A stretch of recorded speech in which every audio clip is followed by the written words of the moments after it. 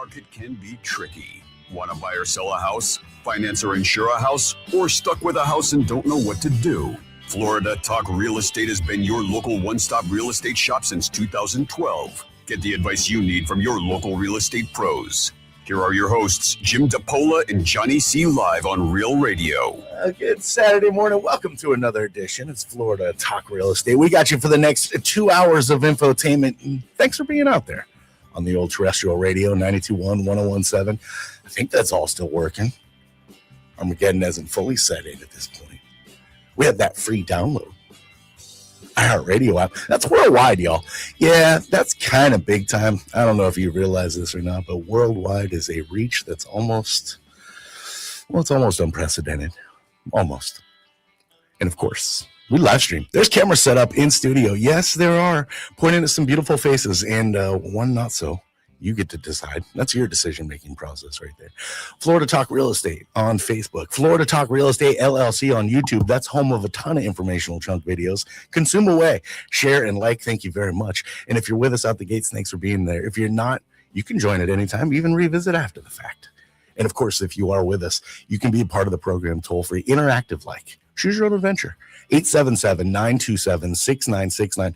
If you do dial in, questions, comments, concerns in the world of real estate, the first voice you'll hear, the melodious tones of our producer extraordinaire, my brother from another mother. There's Jimothy. What's up, my dude? Hello, and good morning, Johnny. How are you today, bud? Dude, I'm awesome, as always. Nice. It's great to see you. Good to see you, too, as well. It's good to be seen, and thanks for all that you do always. Thank you very much. Out the gates. Johnny C., that's me, your old buddy, your old pal, your air traffic control. Let's get the very important people on a Saturday, like Ross Komarinetz, who I don't know if I like to my left in the studio. It's very weird, but it's great to see you on a Saturday. Brightway Insurance Juno Bech brings us Ross Komarinetz on a Saturday. What's up, my dude? Not a whole lot. Good morning. Yeah, usually I'm your right-hand man. You are my right-hand man. Yeah. How you like it over there? It's a little different. I like the chair better. Okay. You know, the chair's better. Because we can switch that out. You're here. You here before Mike? We usually get around the same time, and Jimmy already sets it up. And, all right, but you can grease Jimmy a little and be like, dude. Yeah, I was thinking about it. You know, swap sitting in the chair again for another week. Right. I was thinking about he's going to get a little extra hundo into the show, so we can fix it. But chair, all right, chair's easy fix. Everything else, like, kind of the same, or? Yeah, it's good over here. It's all right. A little roomy. Is it warmer? Yeah. Is it warmer? That's the one thing it is not. No, it's always just freezing in here. Always. I wore long sleeves today. You're smart. A little bit smarter. I'm wearing shorts though. As I walked in, I'm like, "You're an idiot. You're still an idiot." Ross gets out of his car and he puts his sweatshirt on. Yeah. I got to get my outdoor attire on for the indoors. Getting ready for this morning. What am I going to, wear on the radio so I look good on the radio? And it's like, dude, you just got to make sure you got your cold weather clothes. Get a hoodie. Yeah. I was in the closet. I'm like, ooh, long sleeves, be smart. And I put shorts on because I'm still a dumbass. As long as the upper body's warm, you'll be okay. I guess I can. You got to keep the core warm. There is a blanket. That's right. That's the key. Great to see you as always. Yep. And for the first time, in studio, we've picked up the phone before and been like, "What's up?" And I was trying to come up with some really cool, catchy team member just falls so flat. But we've talked with Chris Peters, and he's with Florida Home Pros team, Keller Williams Innovations, like our fearless leader, Jimmy D. But Chris is in studio with us today. I don't like team member, man. Hold on a second. I don't hear you on the spot. There here. You are. Yeah, we do. And maybe our callers can be very creative. Yeah. They also can be very dangerous. Yeah. We got a new poll for the day, right? What's the best name? Johnny and I do want it, but you don't want it. That could be very dangerous as well. We get final choice though. That's right. We do get final say. But that's a delicate dance. But team member, it just falls flat to me. But we'll say pivotal cog in the machine. That is good to have you in here with us, Chris. Glad to be here. Pleasure. And of course, Jimmy D runs that team with the pivotal cog. Jim DePola, our fearless. Hey, everybody. And as I've said it again, I'm like, ooh, I like it kind of. That's close. Here's the pivotal cog. Pivotal cog. There you go. Is it right? Pivotal cog? What's a cog? I don't know. I got a different idea in my mind. Yeah, me too. That's why I like it. That's why we're there. I don't know if I mentioned this last week, but There's Jim DeBolo, by the way. 2 weeks. Oh, I'm sorry. Hi. I'm sorry. No, what are you sorry about? 2 weeks ago, we were talking about bungholes. Yeah. 3 people after that show talked about bungholes to me. It's like, hey, I didn't know what that was. It's like, That's the hole in a wine barrel. yep, right? the hole in the hole in the wine. I'm barrel. sensing a new weekly subject here. The word of the day is. I know, right? Today How it's big is your cog. I have a tiny cog, actually. Yeah, it's functional, though. See, if Mike was here, he'd be looking it up for us right now. If Mike Rao was here from the mortgage firm, he'd be looking it all up and telling us what a cog is and For the sure. definition of cog. That's his like desire to have the specifics on it, right? Yeah, I Mike- love that part of his brain, though. Yeah, Mike Earthy took cog? the day off. What's that? Girthy? Oh, yeah. I have the answer for you if you want it. It's like a tuna can. Yeah. I'm sorry. I'm just taking care of something on Facebook and YouTube. Oh, what are you doing? Hitting start? Were we not live the whole No, time? actually, there's people spamming me right now, so I'm just taking Spamming it you? out. Yeah, Oh, boy. that's not me. I'm sorry. Or Yeah. that is me. I'm not It's a little crazy. What do you mean, babe? Everything all right over there, So- Jimmy? I have a concerned look. Is it? Or are you researching? No, I was just looking to see what Jim saw. Yeah, Oh, yeah. okay, good. Nothing, So, Okay, good. nothing um, too bad. so we have I think we have a really good show today. shoe. A big shoe. We get the big shoe, Really big. right? Nobody knows what that reference is anymore. I'm old. Oh, I think there's. Do you think people know Ed Sullivan? Well, me and Jimothy both picked it up. Yeah, You get it, that's Chris? true. You got the Ed Sullivan? I got it after he said Ed Sullivan. Yes. After Ed Sullivan, Right at the right? moment, And I was like, like, oh, yes, yeah, Ed I think I Sullivan. remember that. Ross, was it over you, or were you kind of there? Uh, I remember the shoe part of it. I just didn't know where it had come from. Yeah, so it's definitely. didn't It's, remember. Remember that guy had no neck? it's nothing I ever Remember when they watched. would do the impressions, they'd always put their shoulders up real That's high. it. Yeah, kind of big guy. Yeah, 'cause I he can had no picture neck. that. Yeah. Yeah, it's definitely, it dates me, but I know the reference very well because I think the reference was made so much while I was growing up. Yeah, that's the Yeah. whole thing. I don't even know if I saw like- Ed Sullivan's show, I'm but like, I just I'm know early Gen X, you know, pretty wild. So, or wait a mid Gen second. X. When does Gen X start?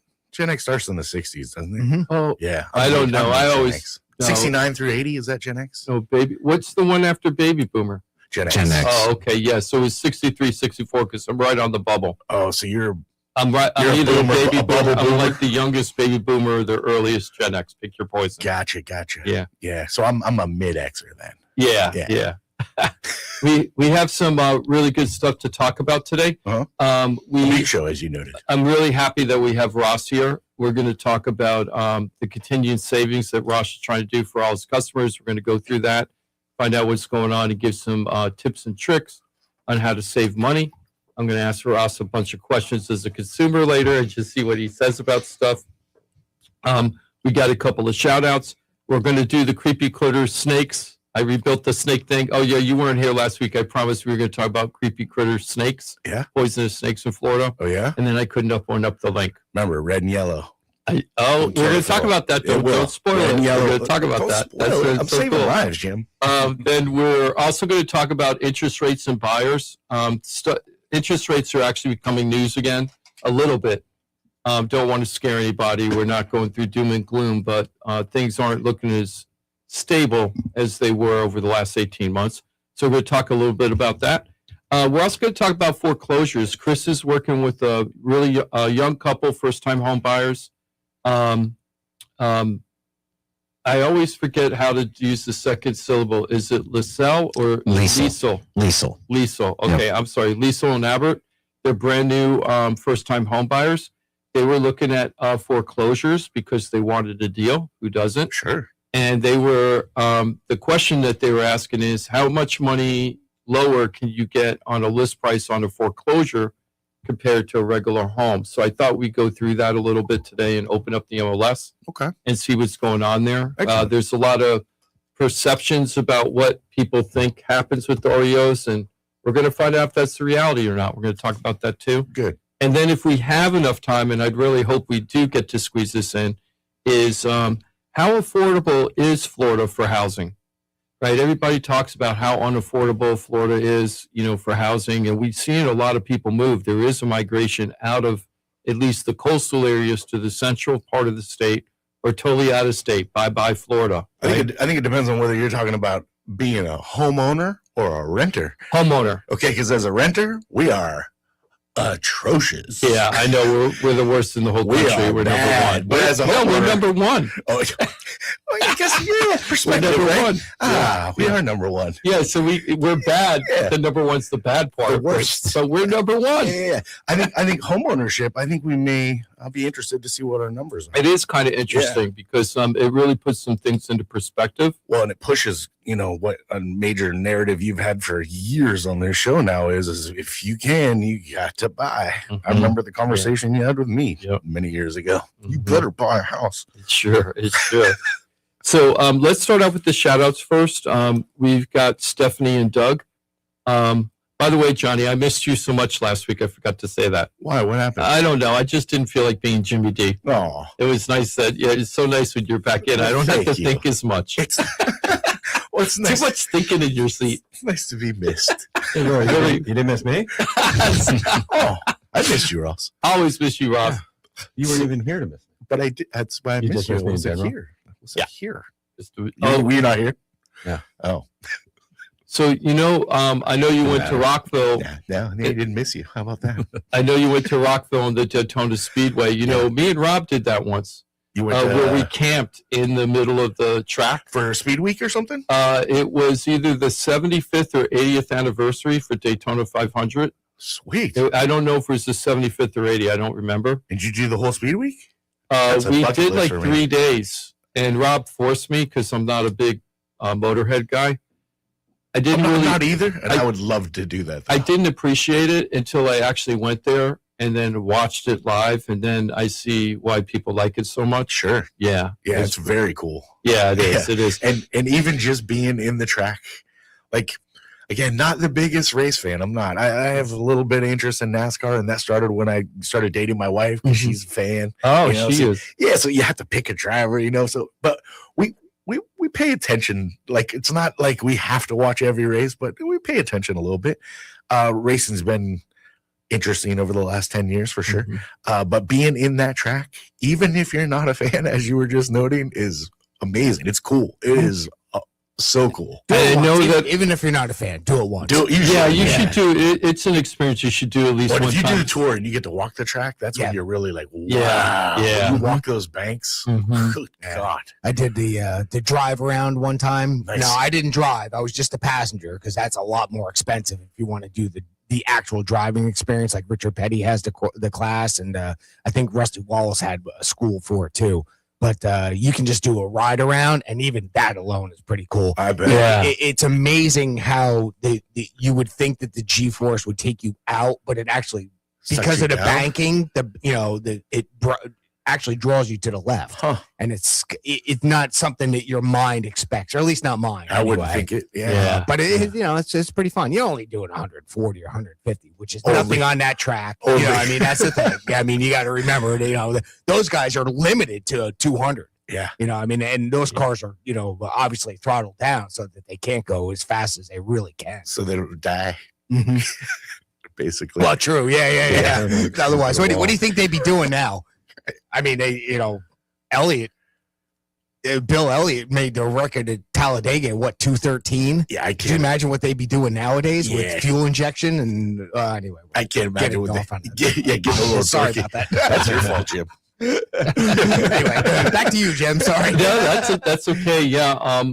The thing I was surprised about being on the track, and it makes sense, and you just don't expect it if you're not a race car person, is how loud it was. It was crazy Oh, sure. how loud. And the other thing, the parties at night, like in the middle of that track, they have so many just open parties everywhere. It was pretty crazy. It was Yes. fun. So as people talk, just to kind of tie on to what you were saying from me being there last week, people are like, so after the concert, it's just things are over. It's like, oh no, that's when kind of the party begins. I mean, more times than not, you see the sun go down more times than not when you're there. Really? Yeah. Yeah, that's so true. Go down and then come up. Yeah, you missed that. Or excuse me, so it go down. I meant come up. Yes, for sure. I'm still recovering. Yeah, you see it starting to come up. You're like, we got to go to sleep. The concert starts in 6 more hours. Now that's a multi-day event, correct? It's 5 if you camp, 4 if you just choose to be a concert attender. Right. Okay. Yeah. So, so I wanted to Shout-outs. get back to the Yeah. shout outs again. I'm sorry. Shout out to Daytona Beach. Yep. Shout out to Daytona Beach. Congratulations to Stephanie. I'm sorry. I'm looking in our YouTube and Facebook has 0 people. We were up to like a decent amount and it just disappeared. Might have been the What's going NASCAR on? talk. So it's probably NASCAR talk. Yeah, probably. Stephanie and Doug, congratulations. They moved into their new home on Monday. I was so happy for them. At the very end, it got a little crazy for the closing part, but we made it happen. So it worked out really well. Really happy for Stephanie and Doug. It was one of the 3 people last week, Johnny. We talked about how our last 3 buyers, we were able to raise so much money between seller concessions and down payment and lender credits from Mike from the Smart Start and all that, that all 3 of the customers, might have been 4. Well, 3 for me and 4 for Mike, because Mike did one with, not involved with me. And we had too much money. There was too much money to pay for the down payment and closing costs. So Mike had to be really creative and figure out a way to use all the money. Those are the best problems. Yeah, isn't They that really cool? are. Yeah. Yeah. So now it was hard finding the home for Doug and Stephanie. That part was very difficult. We must have looked at 25, 30 houses before we got them under contract. Oh, that They is put in a couple offers and got it turned down. But so they were getting a little down on the process, I'm sure. they were, Yeah. but they were totally dogged and they just didn't want to give up. And, they were definitely wanted to do this. So, Oh, and I know you believed. You're like, your home's out there. Oh And yeah, we I know. will It's find like, it. yeah. Yes. If you work with us, unless something crazy happens, you're closing, We'll find right? it. Yeah, we're gonna make it work for you. So really happy for them. Stephanie is a teacher, so that really matters a lot to me. Thank you for your service. I almost feel it's like that, teachers, Really, though. because of all the issues in the school system and how they get paid and everything. So I'm really, really happy for them and congratulations. In a very interesting case. I helped them buy a home I think it was 20.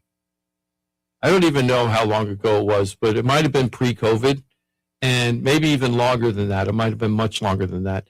And we helped them buy a house in downtown North Lake Worthish, East Southwest Palm. And a developer went in and bought the whole street to start a development down there. So they were bought out like 3 or 4 years ago. They were paid a very high sum for their house. Yeah. And then they got to live there basically for free or very discounted rent for 3 years before they needed to tear the house down. So they did pretty well financially on that. Yeah. And then it was time. Then the bad part was they were living there. Everything was going great. They had this cheap rent. And then all of a sudden the developer called up. It's like, you got 30 days to leave. Oh, And wow. they're like, what? Everything went from amazing to like, now you're Now you're in sheer now, terror, right? Yeah. Now you're in sheer terror. So we had to do it really, really fast, and we got it done for them, and they're very, very happy when we gave them the keys to the house on Monday. So I'm so happy for you. Congratulations. Yeah. Another Florida Talk Real Estate success story. Excellent. And also wanted to do a shout out to Michael and Mariella.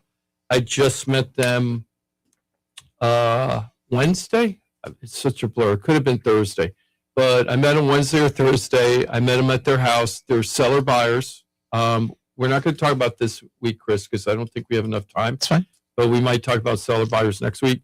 But they're seller buyers. You know how I say seller buyers? I say it fast, seller buyer, because they need the money from the sale of the house to buy the new house. And we don't want them renting if they don't have to, Mhm. because it costs you a lot of money to do that, a lot of extra expenses for that transition period. I'm a seller buyer. Yes, you're going to be a seller buyer. So what's going to happen is with Michael and Mariella, and this is very common. Chris and I just met with a couple yesterday that's trying to become a seller buyer, and both had the same experience. When we showed them what they were going to be able to sell their house for and showed what the seller net sheet is, which is what you will get after the house is sold, after all the costs are taken care of, no hidden costs, right? You know exactly what you get in your pocket.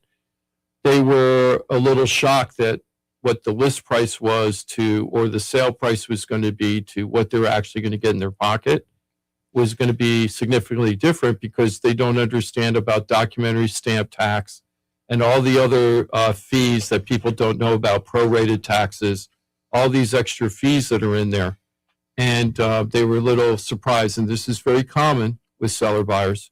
So we calculated everything for them that day. And now what we're going to be doing is looking for where they're going to move to next. And we're not going to put the house on the market, even though I took the listing already, until we figure out where they actually want to live and what region they want to live. They're looking a little bit on the West Coast. They're looking a little bit north, like St. Lucie, maybe in Indian River County. So we got to figure all that out. And we don't want to put the house on the market. They have to stage it a little bit too. But you don't want to put the house on the market until they have a clear idea of where they want to live geographically. Sure. And then we can narrow it down. Then we can turn on all the lights and get the thing going, turn on the engines, rev it up, and get this property moved. Right. So really excited to help them. That is exciting. Yeah, we specialize in seller buyers. And let me tell you, there's a lot of moving parts when you're selling a house and buying a house. And the biggest problem that people have is that chicken and the egg experience. How am I going to put my house on the market if I don't know where I'm going to move to? And if some people decide that they're going to try to beat the system by trying to find the house first, a lot of them find out that the seller won't take their offer until at least their house is on the market, at least, Right. and usually not until it's under contract.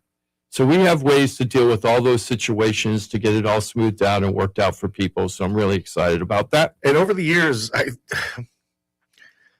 I'm trying to think of who've ever been made homeless in the seller buyer scenario. And I think there was one like silver lining story of somebody being homeless for a minute, but it was amazing for them. And I can't remember the details. Well, the person sitting to my left right now was one of the people I made homeless.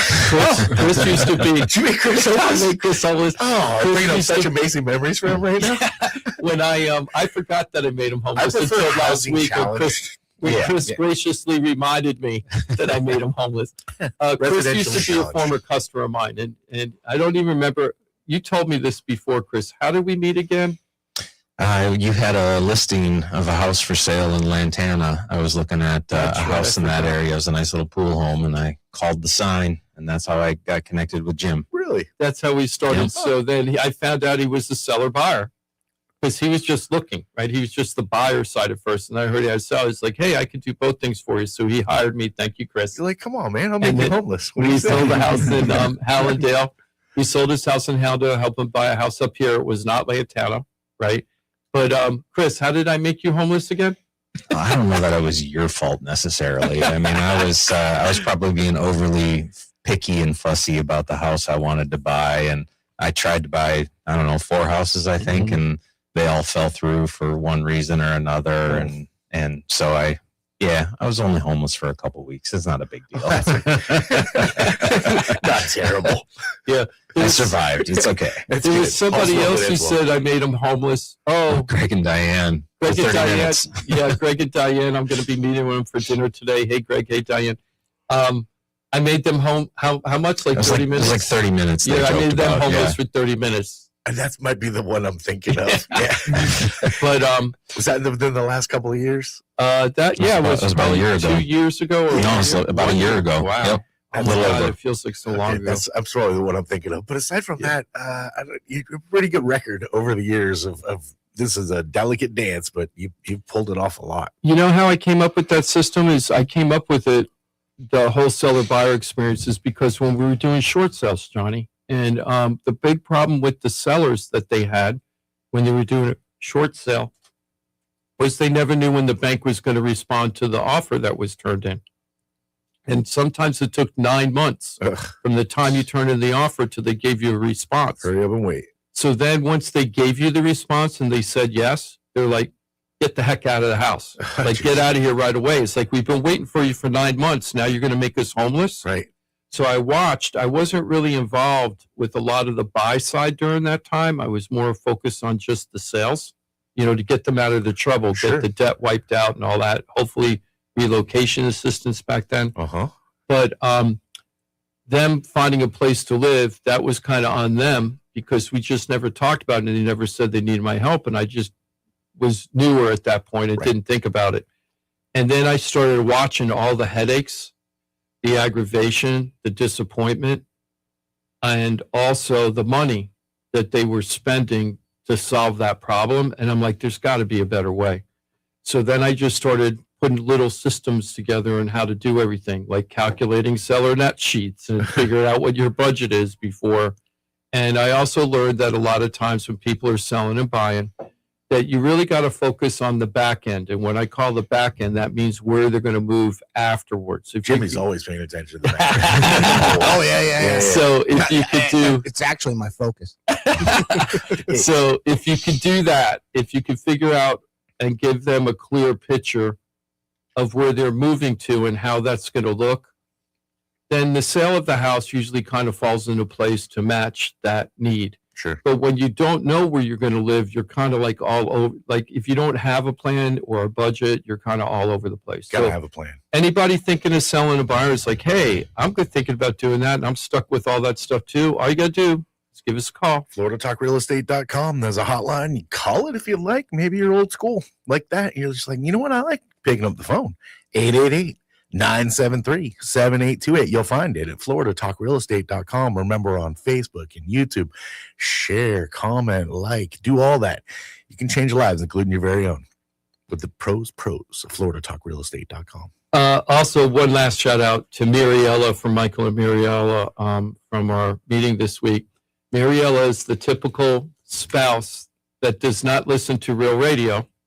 And the other spouse is a fanatic about Real Radio. Oh, boy.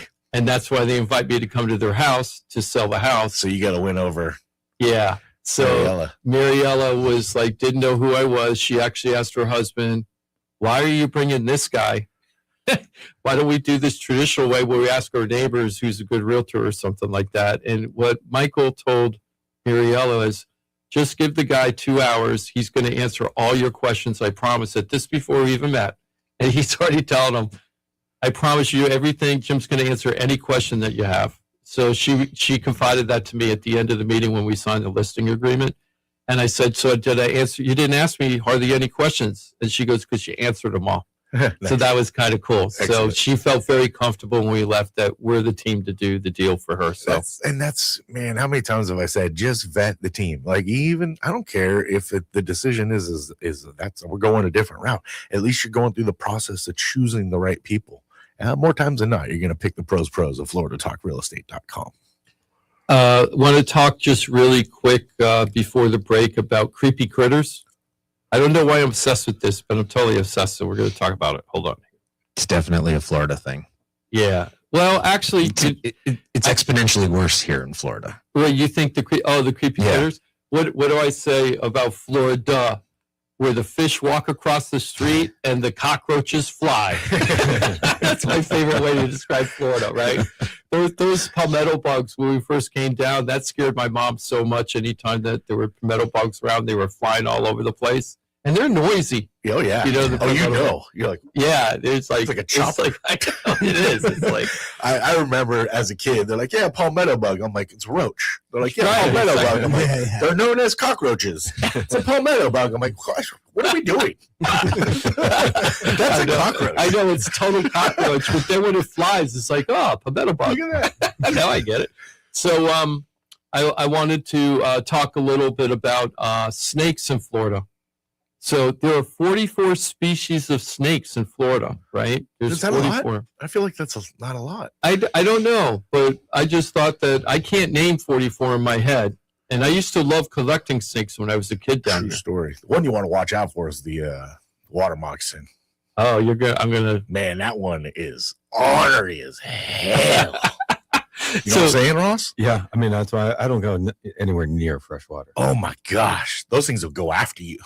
It's because you're worried about moccasins, or you're just joking around? Moccasins, gators. Oh, the gators. Yeah, the gators. Yeah. Like everything in fresh water. Yeah, fresh water. I think there's swamp monsters too. Yep. And don't forget the skunk ape. Skunk ape. Skunk apes in the swamp. They're not going to talk about skunk ape in this article. Now you got pythons.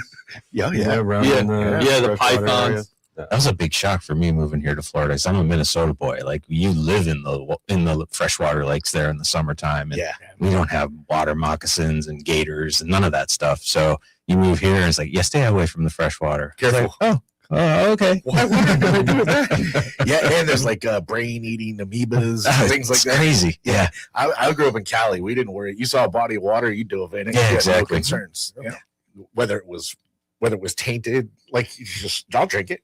It's fine. There's nothing to harm me there. Instead, go in the saltwater with all the sharks. Yeah, that's better. Yeah. That makes more sense. Than We are the saltwater. shark capital of the world. It's safer Shark over bite. there. Yep. Yes, we are. So for the snakes, we have the world's fastest snake in Florida, and The I racer? didn't know this was the world fast. The black racer Have you is the seen them world's go? fastest snake. Is I it did not really? know it. Have Yep. you seen Oh, them that's go? pretty cool. Those Mhm. things boogie. Yeah, they haul. Yeah. I've caught them myself, and Good when I for was a you. young kid, but they haul. They do. And then it's funny that I was laughing when you guys brought up water moccasins. They have a whole thing about water moccasin myths. Many people see a snake in Florida Canal and assume it's a venomous cottonmouth water moccasin. Here's the fact. Most of the time, it's actually a harmless banded water snake. So I guess banded water snakes look like adult water moccasins. You could tell by the swimming style. Cottonmouths, oh, I'm sorry, we're talking about cottonmouth. Yeah, it says water moccasin is. Same thing. So the cottonmouth water moccasin, you can tell the difference between the banded water snake and the water moccasins, the way they swim. Cottonmouths usually use their entire body and are on top of the water, like a cork, whereas the harmless water snakes usually swim with only their head above the water. So when you see the whole body up there, you can see the whole body while they're swimming. Run from that. That's Get what out you of should do. Dodge. It's Yeah. coming for you. Yeah. I'm not chase you. paying attention to how it's swimming. If it's swimming and it's a snake, I'm nowhere Oh, near. you're very afraid of snakes. Doesn't Huh? matter. You have a big fear of snakes. I mean, not if it's just around, but if I'm in like water and it's swimming. Yeah, Yeah. at me. Yeah, I'll tell you what, I do have a fear of swimming snakes. when I'm in the water. Absolutely. They're fast. I mean, you think they're fast on the ground. Yeah. They're even faster in the That's the water. thing. They're faster than me. I don't like them. And they have no fins. How do they do that? So there's six venomous snakes, and there's 6 venomous snakes out of the 44, right? And out of that, 3 of them are rattlesnakes. So we have the eastern diamond rattlebacks, Beautiful snakes. rattlesnake, the eastern diamondback. We They're have that. huge too. They're big, Yes. yeah, and they can jump far when they go to bite you, like 12 feet or something. They're gorgeous though. Yep. Man, they are. Never heard of this one, the timber rattlesnake. It's primarily in North Florida, like near the Panhandle of Central Florida, Considerably smaller.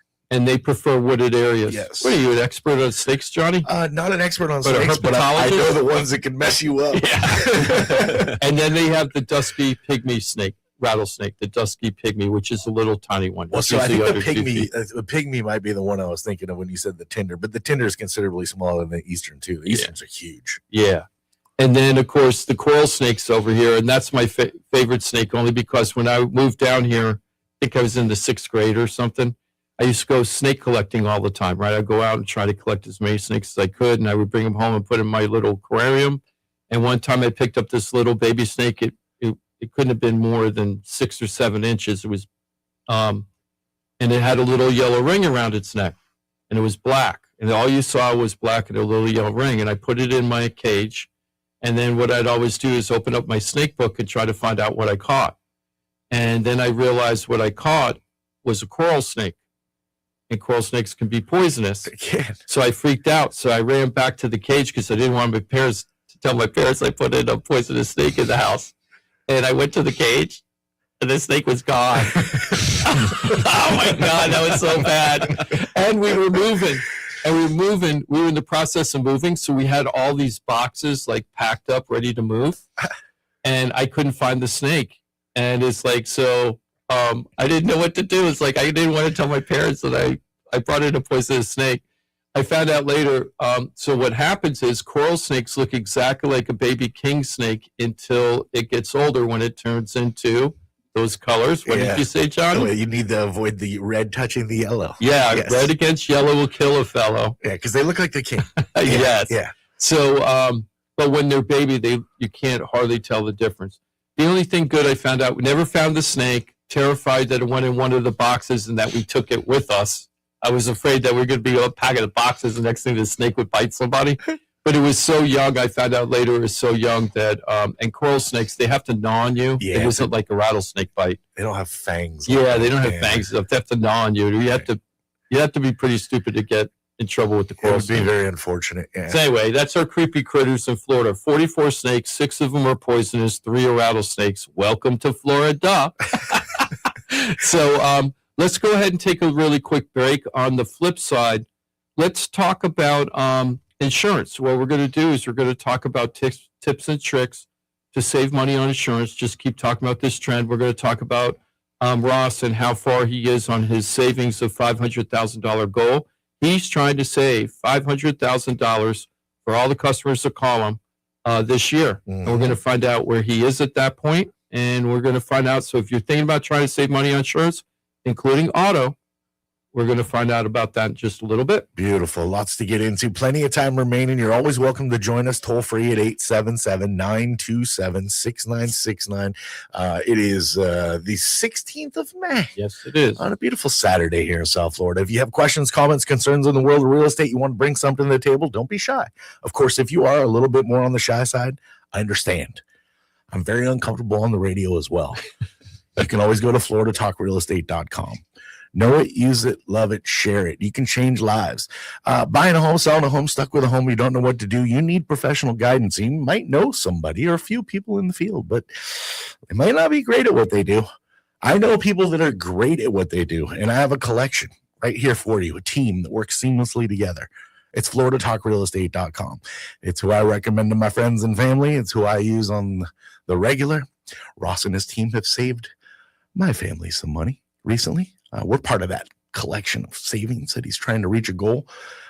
Look, if you're in the process, if you're thinking anything that touches the world of real estate, write it down. Know it, use it, love it, share it. It's floridatalkrealestate.com. We're back in 4 minutes. Thanks for being with us every Saturday. Florida Talk Real Estate right here on Real Radio. We'll be your friend. Follow us at Real Radio 92.1 on Facebook, Instagram, and Twitter. Here's what's happening with the weather on Real Radio. I'm meteorologist Charlotte Carl with CBS 12 News. We're expecting a pleasant Saturday. Temperatures getting into the middle 80s, which is right where we should be for this time of year. A few isolated showers west of 95 this afternoon. Overall, though, conditions remain dry. It is humid, and humidity and heat will be increasing Sunday. This report is sponsored by Mattress Firm. Ready to upgrade to the perfect sleep setup? Let Mattress Firm sleep experts guide you to the perfect bed at the Memorial Day sale.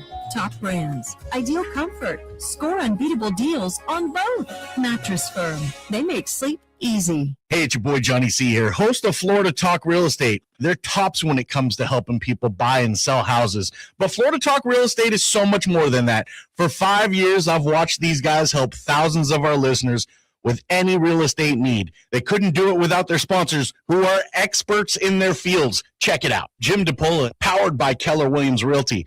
Their team specializes in helping people sell their house for top dollar, and buyers get great deals on the purchase of their home. That's what they did for me and my family, and I couldn't be happier that I hired them for my real estate transaction. Mike Rao from the mortgage firm is one of our favorite guests on the show, and he is the mortgage guy. Whether you're looking for a refi or a mortgage to purchase a new home, Mike Rao will get you the answers you need. The mortgage firm is licensed to do loans in Florida, Alabama, Tennessee, and Georgia, and they have local offices that cover all of South Florida. So if you're thinking about a refi or a new mortgage, go to the mortgage guy, Mike Rao, and find out what he can do for you. The Mortgage Firm, Inc., NMLS 189233, Florida license MLD 78, equal housing lender. The law office of Paul A. Krasker has been specializing in real estate law for nearly 25 years and has the professional team you need.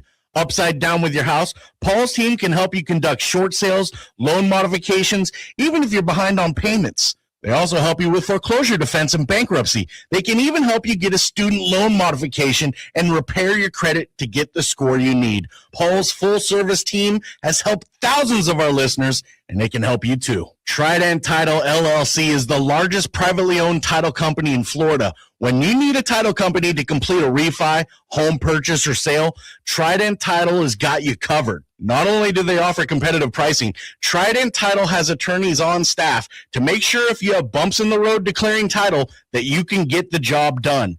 Beware, Not all title companies in Florida have attorneys on staff. Trident Title does and complies with all the new federal regulations released last year. Ross Komarinetz, owner of Brightway Insurance, has been helping our listeners get great rates on homeowners insurance plans. Haven't checked your homeowners insurance policy in a while? This is a great way to help reduce your monthly mortgage payment.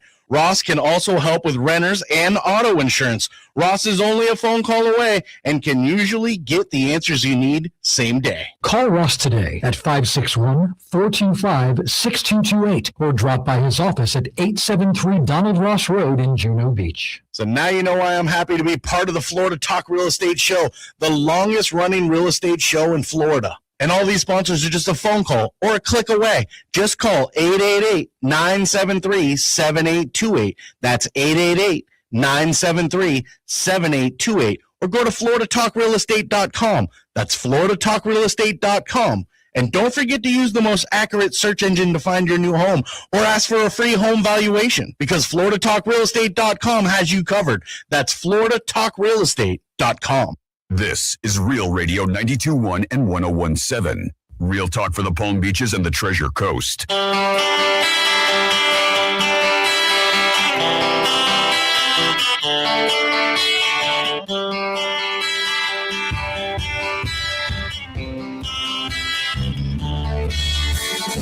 This is Florida Talk Real Estate with Jim DePola and Johnny C. Got a question for the show? Call us live at 1-877-927-6969. Yeah, you can do it if you'd like. 877-927-6969. I'm talking about making a phone call into a radio show on a Saturday. Of course, you can really do what you like. As long as you don't hurt anybody, I really don't care. But if you have questions, comments, concerns on the world of real estate, don't be shy. We got pros to handle so much more. Like Jimothy, he's pro over there. He's our producer extraordinary. He's lining up phone calls. Hello, and good morning, gentlemen. Good morning, my dude. Is that a going on the air call right there? I believe it is, yeah. I'm going to finish screening it as soon as we get done with our little introduction. Oh, man. Appreciate you very much. Johnny C., that's me, your old buddy, your old pal.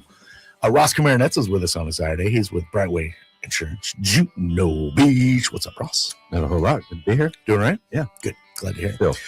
The pivotal cog, as he's been known for the last 42 minutes. We were introducing Chris Peterson with the Florida Home Pros team as a team member, and I was like, it's just not good enough. How you starting to settle in on pivotal cog? I'm working with it right now. It sounds good. Is it fit so far? There's opportunity for improvement.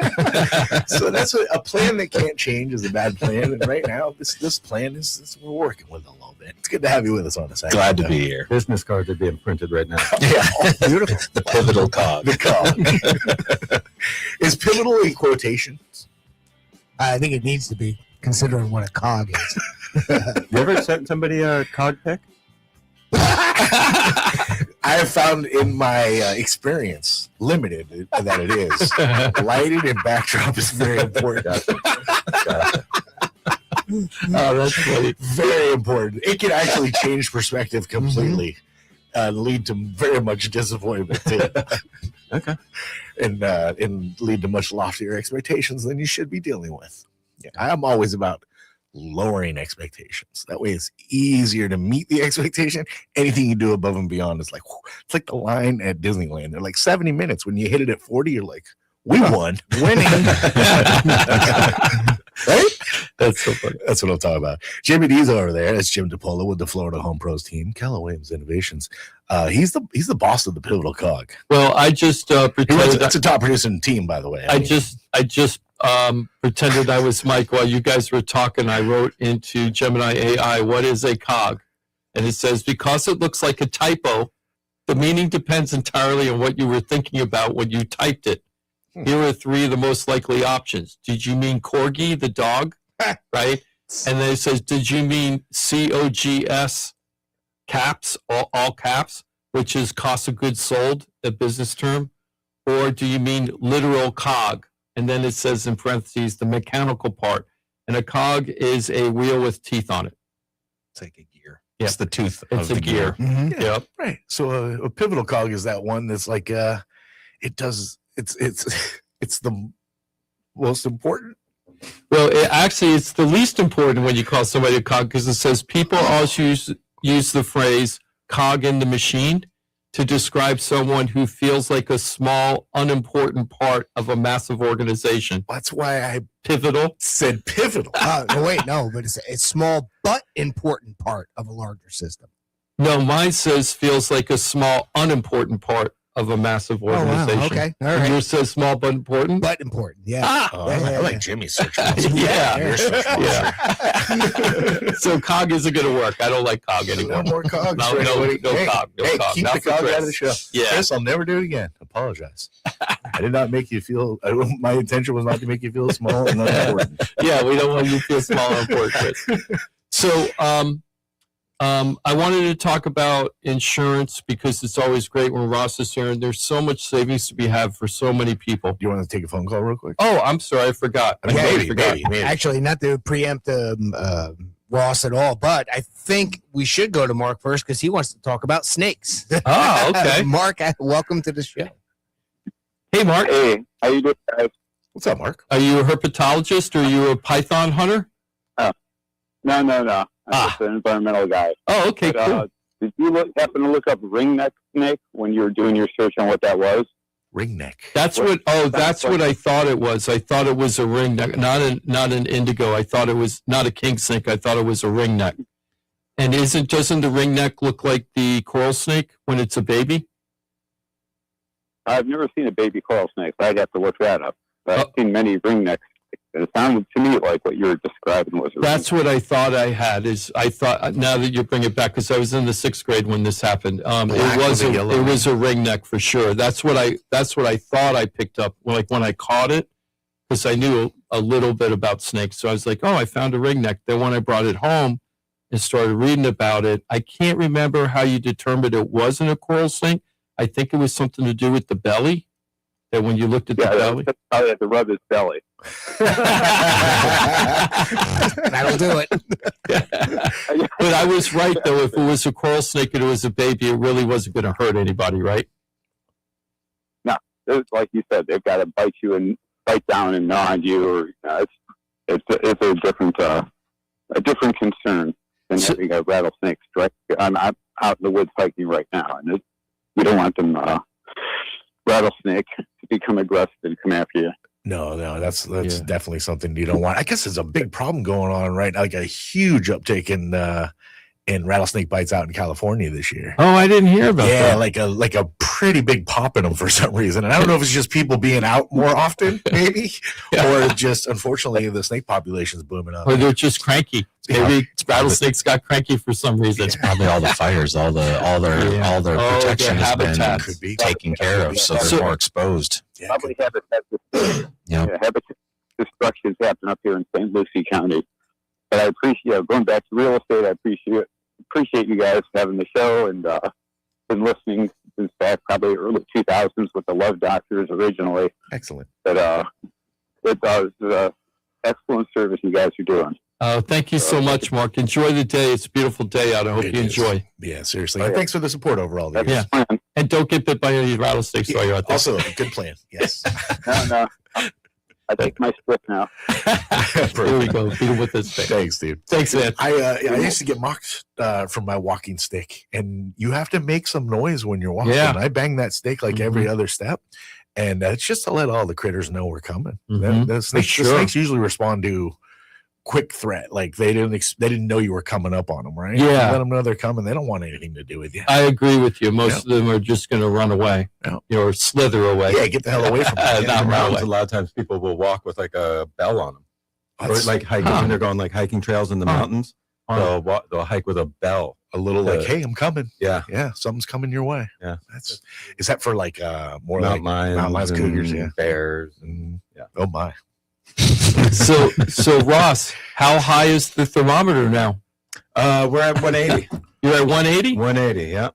So let me see. But so we're a little bit behind. So we need help from our audience to help Ross help you. it was a lofty goal, but we still want to hit it. Yeah, The goal we is- got time. The goal is to save customers $500,000 on their insurance this year, automobile, property insurance, like anything you can Anything do for that them. we can touch. And we're at 180 so far, and it's May 16th. Yeah. It's so doable. It just is. tells me people are being We need lazy. to do Why are you not- 70,000 before June 30th. Why are you That not, way we'll be on track. Why are you not looking to see if you Why can wouldn't save you money? do that? It's just pure lazy. Yeah. And I'm not trying to be a dick. It's so easy. It is so easy. It is so easy. I just don't have money to waste like that. Yeah, right. I'm glad exactly. you do. That's awesome. Yeah, I don't want to send Jim my email address in an email and give him my address. That's too hard, I don't get it. right? Or And just text a copy of your declarations page. It's it. that I don't simple. care if you cross out the premium. We don't even know what we're saving you. We're just going to give you our best rate. yeah, You know, and then you can tell me if we saved you money or not. Yeah. and the savings are real. Could you They are just real. give a couple of examples that made you feel good when people called and reached out? I know it's hard because you're looking at so many, but do you have like some examples that might pop up in your mind? I can tell you mine. Okay, I that went from partial water coverage, like it was, what is it, half? What was it? Give me the verbiage.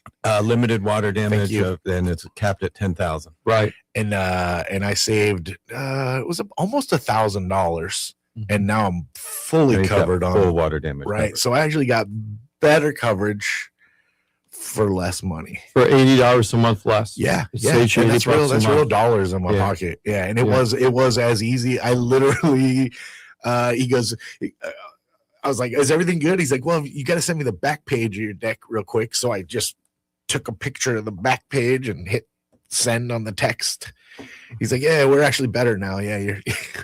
Because they didn't send him all the information, but Right. he just needs it real quick. And he doesn't know if he's saving you money necessarily, unless he Right. already has He's your just policy. giving you right? the quote. Here's the quotes. And the reality is I'm gonna guess I don't get to see as many as Ross does, but they're probably coming in. If you haven't shopped it in a while, they're probably coming in lower than what you're paying now. Yeah, I mean, we've seen some pretty big savings. You know, I've seen we've saved somebody $6,000. Wow. You know? 500 a month. Yeah. Oh, Wow. goodness. 500 a month. Oh, what I could do with that. Yeah. So, yeah, I mean, the savings are out there, whether it's homeowners insurance or especially auto insurance right now. Why is auto insurance getting cheaper? For the same reason as homeowners insurance? They're cracking down on fraud? Is it a fraud Yeah, I mean, thing? it was mostly, that not fraud, but, the litigation part of it. Mhm. The auto carriers, they went through a period where they said, hey, we only want people with high limits, like that's our preferred customer, somebody with high limits. And then those people with high limits got into little fender benders, and the other side's attorneys got a hold of their policy and said, hey, look at those high limits that we can Ooh, sue. Nice. And so they experienced a lot of lawsuits that way. Mhm. And so a lot of those carriers that went from only offering those high limits said, we're not going to offer those high limits anymore. But now they're back kind of the same way the homeowners, underwriting and profitability has come back. The auto insurance is the same way, and they're all competing. That's really interesting. Here's a question for you, Ross. I'm just going to pick your brain for a bunch of stuff, right? We got the brainiac here who knows all things insurance. What happens if you live in a townhome or a condo where the community is paying for the roof and the exterior, and you're only paying for contents and, drywall in, if you will? Is there still huge savings for them, or is it mostly single family home people are getting the big savings right now? No, we're doing a lot of savings on what those are called HO6 policies, Mhm. where the association, there's a master association that has a master insurance policy that covers the exterior, and you're only responsible for insuring the interior portion of that building. Back in probably December, we had a company open back up that hadn't really written a new piece of business in about 5 years, and they're super competitive on that type of policy. Mhm. So we're seeing a lot of savings if we're able to get them over there. So it's not just single family, everybody. It's No. anything. Give us a call. Any property and casualty insurance right now, the rates are getting better. Yeah. And the carriers, whether it's auto insurance or homeowners insurance, the underwriting's getting a little bit more lenient, and couple that with the rates coming down, there's opportunity for savings. So a few months ago, we actually hit a threshold where we weren't the most expensive state for insurance, which we have been for a very long time, and everybody was going nuts. And then Denver and Nebraska beat us out. Colorado's going up. Yeah. For Yeah, sure, and but now we're number one again. And but we're not by much. But we're still higher, than the rest of the nation. But we're seeing, for example, State Farm, according to the report I read, State Farm just filed for a 10.1% rate cut. Florida Peninsula, 8.2% rate cut. No, I had a company that they cut their rates in Palm Beach County by 30%. Wow, 30%. But I 2 mean, weeks so ago. that's an Wow. awesome number to hear. But if they raised it 50%, right? Right. They're only Well, dropping it down to kind of where it was. But that's that's good news. They had to raise their rates. right. Had to whatever, stay in business. And they were still, it's not like they weren't writing policies. They Sure. were still writing policies. It's still it's a huge number. That is remarkable. What Yeah. a big chunk at once. They're like, oh, we're just gonna. Yeah. Yeah. And another one was like 15% in Palm Beach County. So I mean, it's getting a lot better. And you're right, Ross. And Even the competition national, is so good for the consumer. Oh, I mean, so it's- much better. It's just I don't care if you're talking about casinos or insurance rates. The more competition, the better, and the least, the worst. I yeah. still need some $5 tables. And yeah, Get tell them, me, son. So what we're seeing is while Florida is ranked number one again, we are the one state or one of the few states, I want to say, that have had these high premiums that's stabilizing now and actually reducing. And we're kind of in a stabilization phase. But Oh, there's a lot it of feels like we're states in the pushing country down. that are going up much higher right now. Like they're going through their own sticker shock. We've already kind of been there, done that, and now we're on the downside now. But there's a lot of other parts of the country that are starting. They're feeling the squeeze we've been feeling for quite a while now. Yeah, all the different states are feeling it because I'm part of a couple like national insurance insurance groups on Facebook or whatever, and we were going through it and coming out. We started to kind of come out of it, and then all those other states and people are complaining about roof age and all the same things that we were complaining about, and how their premiums are going up and the carriers aren't offering coverage, and we're coming out and we're like kind of getting back to, maybe 2019-ish as far as underwriting goes. Mm-hmm. But all those other states they're still going through what we did, 2 years ago. Yeah. And for different reasons, though, right? I mean, I'm sure just like Yeah, I think there's like tornadoes and, but they're like Wildfires, roof age, like a lot of, they're complaining about roofs and stuff in the middle part of the is it a country lot too. and I know you're not in these markets, but just with connections to people that are like a lot of our issue was litigation, right? Fraud. And we had to wait for that. It took a couple of years, as you predicted. It's going to take some time, but it kind of slowed the progression down, the pain we were feeling. And then I assume once the reinsurers start feeling better about the state, then everything starts to come together. And I feel like for us, particularly, it has, right? Mm-hmm. In the other states like Colorado, is it fraud driving it? No, I don't know. I don't, Me neither. I don't know. There's a lot of hail. I lived in Colorado for a number of years. They have some pretty dramatic, rapid swings of weather. So hailstorms are very, very common. Like baseball size. Yeah, not small hail either, Right. not little pebbles, big rocks. Yeah, that does real damage. Mhm, Yeah, exactly. I can see that. It's interesting though. I mean, I guess every state's going to have its own issues, and it's real. But that's not new. That's the thing. I mean, those Midwest states have always had hail. Agree, but you do have Colorado experienced a massive population boom as well. So true. when you look in the early 2000s, there were a ton of people moving there, and like anything, you get more people, the costs of replacing one storm goes up exponentially. I think so. There's a lot of that happened. True. It's so funny. Chris is right on top of this thing. Chris Peterson with the Florida Home Pros is right on top of it. pivotal cog. Pivotal cog in the He's wheel. highlighting it now. See, Chris, welcome to the team. Now, welcome to the show. Now everybody's going to make fun of you like everybody else makes fun of everybody else. There's this clock right here. There's that pivotal cog. I just checked to find out why AI says that Colorado, take it for what it's worth, why AI says Colorado and Nebraska are the new focal points of the U.S. insurance crisis. They said both states are seeing premium increases of 10 to 40%. And they're starting to get into 44,000 to 5,000 range. And it says there's two reasons for it. The number one is the rise of severe convective storms, which is the main culprit. In Colorado, it's Hail Alley. They call it Hail Alley. Hail isn't just a seasonal nuisance anymore. It's the single largest cost driver in the state. Recent data shows the hail damage accounts for 26 to 54% of Colorado's homeowners' total premium cost. So just hail is costing almost 50% of the insurance premium. Nebraska has mega storms. Historically, Nebraska would see maybe 4 multi-state storm systems causing $1 billion of damage over an entire decade. Recently, they've been hit by 4 of these mega storms in a single year. In 2024, Nebraska insurers paid out $1.36 billion in claims for $1.36 in claims for every $1 they collected in premiums. So that means they're short 36%, right? Colorado specifically is a dual catastrophe problem. They get hammered by the front range hail on one side and the devastating wildfires on the other. And then the reinsurance is the next problem.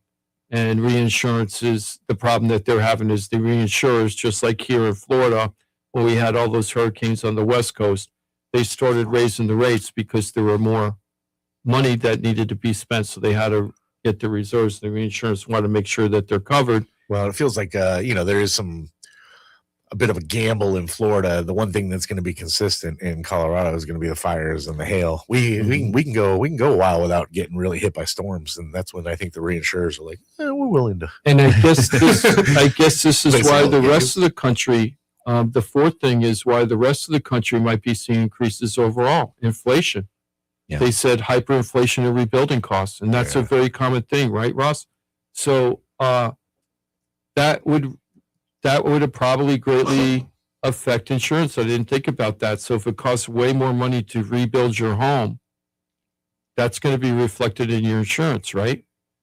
So on your policy, you have coverages, right? Like what everything is covered for. The main one is going to be that dwelling coverage, which is what your home is actually covered for, how much money they'll give you to rebuild it. And that's a fixed number. So now there are sometimes you can add like, hey, an extra 25% to that number by endorsement or whatever, but typically that's a fixed number. So if you insure your home for $400,000 and it costs $500,000 to rebuild, the insurance company's only giving you $400,000. It doesn't matter, So I don't see where that kind of plays into it, but yes, if you're now doing the replacement cost estimator to figure out that number. And, last year it was 400, but this year it's 500 because of the inflationary, then your premium's going to be higher because your coverage is higher. So kind of. So it does affect it then. Yeah, I guess so. Yeah. I mean, but it affects everybody. I mean, it's like rising waters lift all boats, but the thing is, it does have an impact. So the inflation even filters into your insurance policy. Sure. Through those rising construction costs. Yeah, it's pretty crazy. But that kind of ebbs and flows, I'm guessing, right? You don't really see that stuff go down once it kind of goes up. Goes up. You know what I mean? Yeah. I guess that makes sense. The cost to rebuild. Yeah. No, I guess steadily over your career in insurance, the replacement cost estimator is only just ticked up, huh? Yeah, it's only ticked up. And a lot of carriers actually include what they call an inflation guard, where every single year your policy, your coverages will actually go up by 4% every year. Interesting. That is you interesting. can keep pace with them, to keep pace with it. Because there's times I see, like the other day, somebody sent me their declarations page. Their dwelling coverage was $430,000. We do a replace. I don't care what your declarations page says.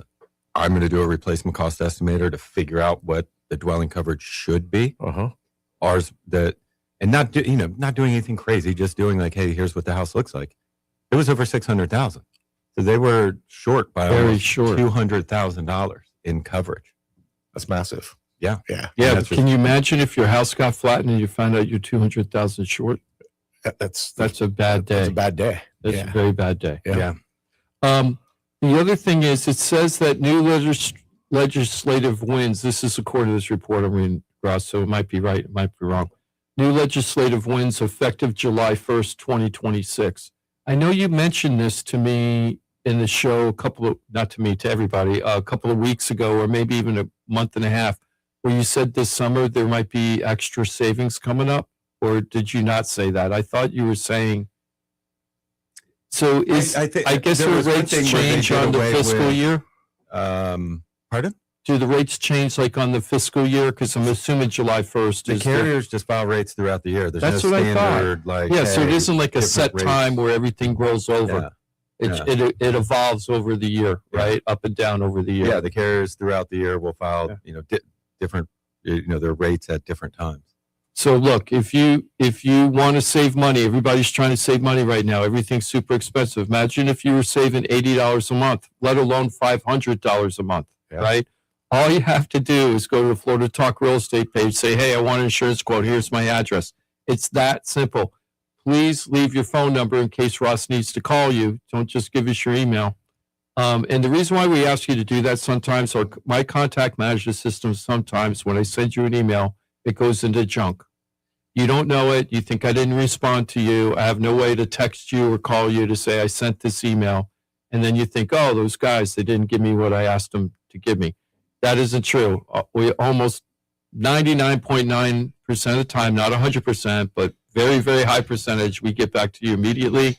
So if you're not seeing something, you pick up the phone and you let us know, or send another email out and say, hey, I didn't get the information. We jump on it right away. That's it. So we just had a person who talked to me, Michael and Mariella. Michael came to us to do something like 5 years ago to buy a home, and we couldn't get the loan done. And he found somebody else that could get the loan done and ended up buying the house. And he sent a message saying, hey, I know you guys have all these success stories, but I wasn't one of them. And it was like 5 years ago that all this happened. Did we just ignore it? No. I went back to my file. I was like, what the heck happened in this case? He got the house and everything, so it was a happy story for him. But I wanted to find out, he was calling us out, not in a mean way. He just wanted to bring it up. So if it was important to him, it was important to us. So I did the background check and, through my files and found him and all that. Then I asked Mike what was going on. And Mike explained why he couldn't get the loan at the time. And he still doesn't know how Mike was able to get the loan, but we're really glad he got one. But we even care about people who say, hey, we tried to do something 5 years ago and it didn't happen. And I don't just go, oh, well, I guess that didn't happen. I was like, hey, why didn't that happen? So we actually care about everybody that calls. Absolutely. I mean, we really do. Let me ask a quick question about insurance here real quick. Ross, if I'm wanting to get some quotes from you and I want to include automobile, I just give you my make and model. Is that? No, we're going to, for auto insurance, we definitely need your declarations page. Yes. The auto insurance is very specific. Gotcha. With the coverages that you choose. Homeowners insurance, if we're doing your dwelling coverage at, $425 and your dwelling coverage is at $400, not a big deal. But auto insurance is very specific. Gotcha. But just another as simple as taking a picture of the deck page. Taking a picture of the deck page, send it over. I do have one last question about insurance. Is this about the third nail? Okay. Third nail is where you have hurricane straps that tie the roof joists to the stem wall or the wall of the house. And usually they're tied in with straps depending on the age of the house. And there's I don't even want to say a new requirement, but the most updated requirement is you have to have a certain amount of nails in that strap to the structure in order to be qualified for a higher insurance discount. We just had a house, Ross, where the developer, the investor that was selling the house put on a brand new roof, but we couldn't tell if there was a third nail. The inspector for the inspection report couldn't tell if there was a third nail in there or not because we couldn't get into the attic and the soffits were all covered, so there was no way to know. Then when we were going through so they set an insurance rate without knowing about the third nail. Then when we were going through the inspection, we found out that a lot of the soffits had to be replaced. So when the contractors went out there to get rid of, pull out the soffits to replace them, my buyer went over there and took photos of the straps, and he found out that it looked like there was a third nail in them. So it looks like the developer, when they put the roof in, they put in the third nail. Thank God. Yeah, really. How much money would that save? It really depends on the carrier. Some okay. carriers that's a significant factor, and it used to be across the board. It was a very significant rating factor, but some carriers don't rate it as hard. Some carriers do rate it very, negatively if there isn't a nail. And then also it depends on like the overall wind mitigation credit that you're getting. So I can't tell you like a certain set amount. But normally, it's going to be worth it to have that nail done. Okay, cool. So he should probably go back and tell because he didn't use us for the insurance. He should go back to his insurance person and tell him about the third nail. Well, you should go and get an updated wind mitigation report. Yes. That documents that roof to wall connection. Yeah, he's going to take the photos and everything because they closed it up after they were done, of course, or we couldn't close. So he took the photos. He's going to send it to the inspector so they could reevaluate the 4-point inspection and then go from there. Yeah. The wind mitt. The wind mitt. Yeah, the wind mitt, not the 4-point. Anyway, I wanted to talk about third nail. Thank you, Russ. Let's real go quick. July 1st. Yes. If a carrier wants to raise rates, they have to give like a clear explanation why. Starting July 1st? Yeah, like clear explanation. Can it just say you're in Florida? But I mean, I don't see how that helps us. We're in a declining environment right now. So, Yeah. So not how that helps us, but how that would make things less expensive moving forward now. Right. Just because we're in a declining environment. So we're being tougher. We're being tougher on the insurance companies about raising the rates, and we've been tougher on the consumers about not ripping off the insurance companies with these fraudulent lawsuits. Well, they've always had to. They've always had to right kind now. of like showcase their need to raise rates, right? When they couldn't just do it on their own, didn't they always have to go before the state or some board and get it approved? Isn't there some process always? Yeah. They do have. They file their rates, but before there, you could just say, well, these are it's what we want to do. What we want to do now. They have to tell you in exactly why in plain language why they're raising your rates. Yeah. Interesting. Like on your policy too. Yeah. Let's go ahead and take a break. On the flip side, we're going to talk about buying foreclosures. Is it really a great deal? And how many are out there? And is it a great deal? And is that what you should be focused on, is trying to buy foreclosures? Chris just had a couple that was seriously looking at one and had an experience. So we're going to talk a little bit about that. But we're also going to kind of go into the MLS right after we get out of the break and check to see just a smattering of these foreclosures that closed and see what the original list price was, or the list price when they were selling it, and then what it actually closed for, to see what the gap is, to see if there's real value there or not. We're going to talk about that next. All right, excellent. Good information coming your way. And of course, you're always welcome to join us toll free at 877-927-6969. Quick 4-minute break. We'll get to your phone call if you're interested. Questions, comments, concerns in the world of real estate. You want to be involved in the conversation at hand? Go ahead. Plenty of time remaining on this Saturday. Of course, if you're not comfortable on the radio, but you do need professional guidance, you're buying a home, you're selling a home, you are stuck with this home and you don't know what to do, or you just need something done in the world of real estate that you really require some professional guidance. I got pros, experts in their field, all one click away at floridatalkrealestate.com. On Facebook, on YouTube, consume, share, like. You can change lives, including your very own, with the pros of floridatalkrealestate.com. 4-minute break. Thanks for being with us every Saturday. 4 minutes. 4 minutes, Timothy? Yes, it is. Oh, we can do it. We can do it twice. Mm-hmm. Yeah. You want to meet me? Just like Chuck Woolery. Yeah. Give me that cog. 2 times 2. 2 and 2. You ready for this? Yeah. Here Come comes on. the cog. 4-minute break. We're back. Thanks for being with us every Saturday. Florida Talk Real Estate right here on Real Radio. When you give up trying to teach your parents how to use their smart speaker and take it home, tell your smart device to play Real Radio 92.1 on iHeartRadio. Here's the latest with weather on Real Radio. I'm meteorologist Charlotte Carl with CBS 12 News. We're expecting a pleasant Saturday. Temperatures getting into the middle 80s, which is right where we should be for this time of year. A few isolated showers west of 95 this afternoon. Overall, though, conditions remain dry. It is humid, and humidity and heat will be increasing Sunday. This report is sponsored by True Green. True Green, the easiest way to get a golf course quality lawn. Don't wait. Sign up at truegreen.com and get your first application for $9.95. True Green, the official lawn care treatment provider of the PGA Tour. Let the pros do the work so you can enjoy your weekend. Hurry, offer ends 5/21. Restrictions apply. See site for details. Hey, it's your boy Johnny C here, host of Florida Talk Real Estate. They're tops when it comes to helping people buy and sell houses. But Florida Talk Real Estate is so much more than that. For 5 years, I've watched these guys help thousands of our listeners with any real estate need. They couldn't do it without their sponsors, who are experts in their fields. Check it out. Jim DePola, powered by Keller Williams Realty. Their team specializes in helping people sell their house for top dollar, and buyers get great deals on the purchase of their home. That's what they did for me and my family, and I couldn't be happier that I hired them for my real estate transaction.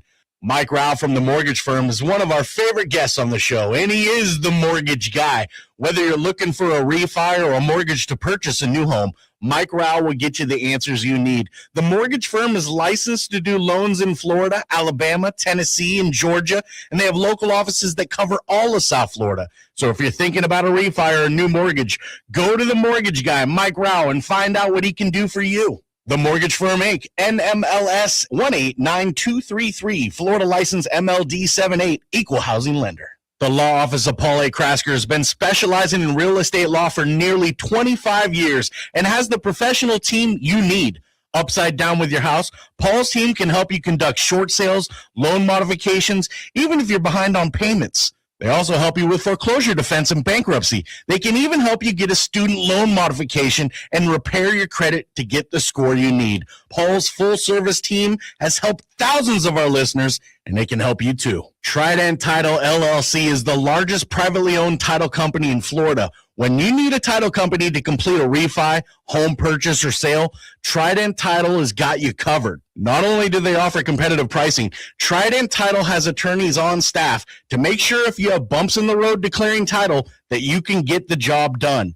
Beware, not all title companies in Florida have attorneys on staff. Trident Title does and complies with all the new federal regulations released last year. Ross Komarinetz, owner of Brightway Insurance, has been helping our listeners get great rates on homeowners insurance plans. Haven't checked your homeowners insurance policy in a while? This is a great way to help reduce your monthly mortgage payment.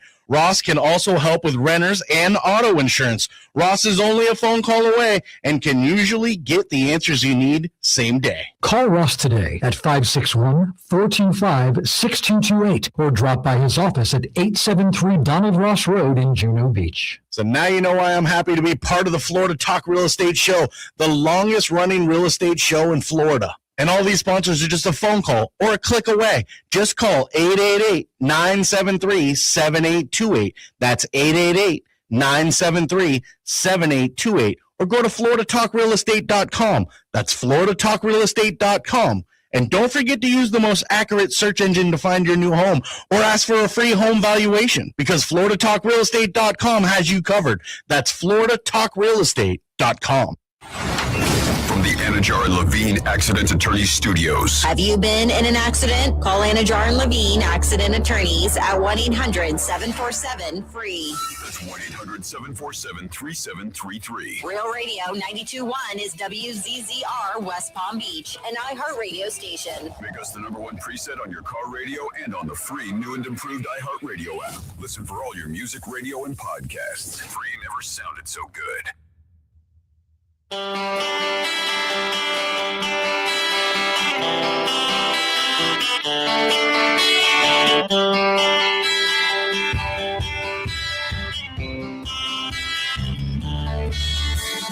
This is Florida Talk Real Estate with Jim DePola and Johnny C. Got a question for the show? Call us live at 1-877-927-6969. Yeah, you got plenty of time remaining. Almost a full 40 minutes left on this Saturday. It is the 16th of May. Just making sure. Yes, it sure is. If you'd like to call in, questions, comments, concerns, if you have something you want to bring to the table, don't be shy. Jimothy will line you up. At least I believe he will. I put words right in his mouth. How are you? Yeah, let me flip a coin. Of course we will. Maybe. Give us a call. Yeah. Keep me busy over here. I mean, really, as if you don't got enough going on. But you're more than welcome to join us. Of course, if you're not comfortable on the radio, always remember FloridaTalkRealEstate.com. You can have access to the entire team. If you haven't shopped your insurance lately, auto, property. What else do we do, Ross? Is that it? Auto, property. I mean, auto and property, we do, general liability for Nice. businesses. There you go. Well, your dog, your Perfect. pet, Yeah. whatever it is. You do pet insurance? Yeah. Oh, I'm going to have to do that when I get home. How about that? Yeah. How about that? All right. So there's a few things you could be shopping. If you haven't shopped it in a minute, you should. You forgot to mention one. What's that? Alien abduction. Oh, we don't sell it, but apparently it is available. It's a thing. And I actually just looked into it, and it's a $10 million policy. And if you do file a claim, it's paid $1 per year for 10 million years. Wow. An alien abduction. But that's policy. okay because time travel. So, Exactly. Yeah, That's what I was yeah, thinking. so you're all right. At that point, you're like, I'll be able to collect. Huh. That's a real thing, huh? I guess so. Then you Okay. can buy it. And I guess you can buy like it's like $20. That's all it costs is $20. But for $25, you actually get like an actual embossed certificate that shows you have an alien abduction. I'd have to pitch in the Yeah. extra $5 Yeah, worth it. Well worth it. to frame my alien abduction policy. It's a great upsell. It is only $25. Why not? Well, and at this point, though, are you almost begging for it? Because they're like, this guy's worth $10 million.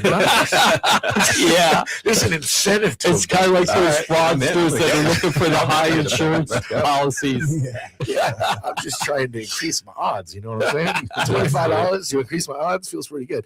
How do you let everybody know you have this if you don't have the embossed sign? Right? Exactly. You have to have it. I mean, I guess You you know? could post it on Facebook. I'm going to do all that, and then I'm going to blow it up, and I'm going to put it on the roof of my house. With like a landing. Yeah. Right here. Here's Here's your your prop. guy, 10 mil. Big target. Come here. Pivotal cog. Mhm. Johnny C, Jimothy. There's Ross Komarinetz, Brightway Insurance Juno Bech. Cannot get you alien abduction I insurance, cannot, no. but we are interested if you can provide such service. Thank you very much. I can put you in touch with somebody. But again, if you haven't shopped any of the coverages that you do currently have, He knows a guy. you absolutely should help Ross and his team reach their goal of saving a collective $500,000. That's right. We're only helping you. That's it. That's it. Save you money. Add to the list. We get a high five. Right. You get money in your pocket. Perfect. That's a good trade-off, actually. Yep. High five.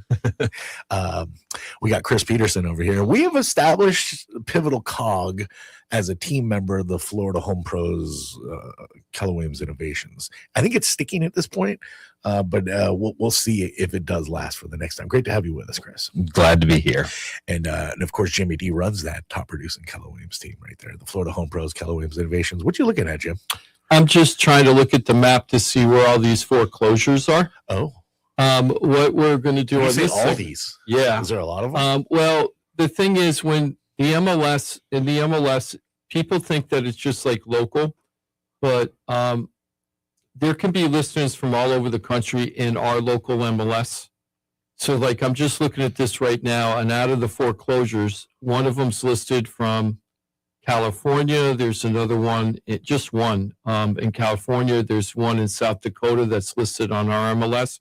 And there's even some that are listed. There's a foreclosure in Nicaragua that's in our MLS. Can I ask a quick question? Sure. So when you're searching the MLS, you put in parameters for your search. How do you include Sandy or South Dakota and California? in Well, your I'm MLS not. search? So I'm doing the broad search right now with no criteria. So tell me all the foreclosures that are on this MLS. Everything on the MLS. Right, without saying Palm Beach County or St. Lucie or Boca Raton or So whatever. you just leave it all open. Yeah, so Foreclosures. all of these, now there's only a handful that are foreclosures out of state. But right now, out of 50, wait, let me take this off for a second. Out of last week, it was 57,000. Let me see what we got. Oh, wait. 57,000 foreclosures in the nation. No, 57,000 active properties in our MLS. There were 57,000 active properties, not in foreclosure, just active properties. Okay, because And out of that- feels like we're hitting a problem. Out of that, 895 are foreclosures. Okay, good. That's much Out of better number. 57,000. So we're only 2% of the market right now. right? It's only 2%. So, which normal market's 1 to 3%. So Normal. we're kind of normal market when it comes to foreclosures. But it's very common that people come to us when they're buyers and say, hey, I'd like to buy a foreclosure or a short sale because they think they're going to get these huge discounts by buying those. Chris, you just had customers that wanted to do that, right, Chris? Yeah, I mean, they weren't seeking out a foreclosed property, but it just so happened that the property that checked all of their boxes that they liked the most and happened to be in the neighborhood that checked all of their boxes that they liked most happened to have been a bank-owned property at that point. So it had already gone through the full foreclosure process. Mm-hmm. It actually completed that back in 2024, I believe. And so, we went and looked at the house and, there was no power on the house. So there was no water, running. So, the house surprisingly, looked in to be good shape. Huh. Yeah. So the clients, they decided that they wanted to put in an offer. And so, we were looking at comps in the neighborhood, obviously, and there was a nice range of prices of properties that had both gone under contract and sold in the neighborhood since the beginning of this year. So we kind of went towards the bottom third of that range, given the fact that the house had been sitting empty, and we thought, all right, maybe the bank will want to negotiate with us. And so the unique thing about this situation is we had to go to a specific web portal, and you attach a copy of the contract, but what you really do is you fill out fields of specific key points of the contract offer.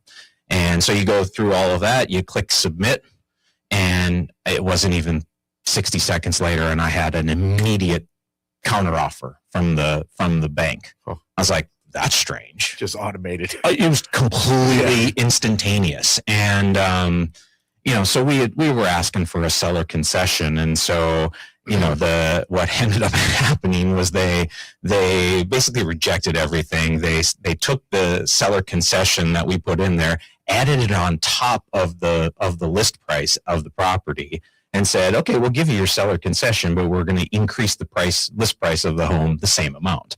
And then they, cut out a number of other parameters. And I was kind of stunned a little bit, just that, the whole counter proposal took literally 30 seconds. And so it really got me thinking. I'm like, this is weird. Why did that happen? Is this an AI program that I think it really is. What I suspect the real issue, or what was really happening, is that the way these things work is the bank, even though the bank owns the property, they sign the title over to another company that's going to basically manage the sale of the property, and then that company hires a local real estate agent for the transactional aspects of it, right? So the agent on the other side of the deal, he's just like, you got to submit it through there, and he's like, good luck. I've seen some deals work out well, and so what I think is happening is the bank basically the middleman that's facilitating all of this. There's a set of criteria in there for these specific parameters, and if the deal doesn't meet those parameters, it's either an automatic reject or counter proposal. So you're really not negotiating in any way, shape, or form. They just are, here's what we're willing to accept. Take it or leave it. Yep. Right. At least in that program, right? In that one, yeah. And so it you start thinking about it, and logic sets in, and it's like, well, let's try to talk to the agent. Well, that agent didn't return phone calls, which is, annoying, number one. So that was a lost cause. And then you start thinking, in the counter response that we got back to, it started listing out all of these criteria, like highlighting, this is as is. There's no negotiation on the inspection. The inspection period is for your convenience only. We will not accommodate any utilities. We will not make any accommodations for the inspection process, right? And so I think the key learning for me in all of this, and, it was frustrating for my clients because they really liked this property. But they did have concerns that, how long was the power shut off? Do we have a mold problem? Is there something that's been neglected on this property? And so essentially, they were quickly in this mindset that the property is like withering away while the bank is just sitting on their hands doing nothing with the property. It appears that way. Yeah. And so it got me thinking a lot more about it too. And I think if you, in the banking industry, if you look back at the history again, this started like 3 years ago, 3 years ago. And so the bank most likely took the loss wrote the property loss off, a couple of years ago. And so today their mindset is very different, where it's just like, we have this asset. We already took the loss on it on our balance sheet. Whatever we get for it now is going to be positive for us. So there's no urgency. They don't care about the person on the other side of the transaction. They're just like, hey, this is what our model says we're willing to accept right now. Take it or leave it. Right. And if you're willing to pay that, then great. So the whole moral of the story is that do what they were asking. I don't think the property was worth what they were asking. I think there was some wiggle room there, but they were a unactive participant in the transaction. Did you mess with the numbers to the point where it did finally get accepted just to see what it took? No, I didn't. I thought about doing that, but there's a lot of other language in there on fees that you got to pay and stuff like that. So, we probably could, finagle it a little bit and see what happens. Just for the Yeah. number, just for curiosity's sake. Yeah. So we're in a buyer's market, Chris. We're in this is a buyer's market, or at least it leans to that side. The stats all indicate buyer's market. You think of a bank-owned home since 2024 when they finally cleared it all, they'd have a little bit of motivation to offload this thing. And again, we already wrote off the losses on the home. It doesn't feel right to me. They're not competitive at all.